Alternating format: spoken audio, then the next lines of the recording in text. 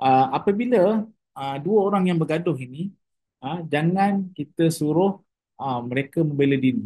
Kita pula nak jadi court, kita nak jadi tuan hakim. Meminta pihak yang terlibat membela diri secara terbuka hanya menyebabkan mereka lebih defensif. Emosinya makin tegang dan konflik itu sukar diselesaikan. Ketua perlu fokus menenangkan situasi terlebih dahulu dan bukan mencetuskan suasana seperti perbicaraan dalam mahkamah. Jadi kalau kata kita menerima aduan ataupun menerima pengaduan ataupun melihat sendiri pergaduhan yang sedang berlaku ataupun krisis yang sedang berlaku di kalangan ahli pasukan kita, maka jangan kita nak buka court. Kita jangan buka court. Kita jangan nak suruh bela diri. Kita nak suruh dia bagi hujah balas, bagi punjahan, bagi bacaan. Ni bukan.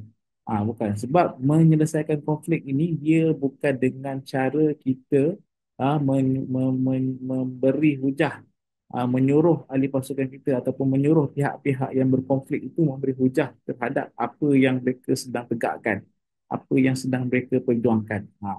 Jadi sebab dengan kita memberi peluang untuk memberi hujah itu, menyebabkan konflik itu makin tegang dan emosinya makin tidak terkawal.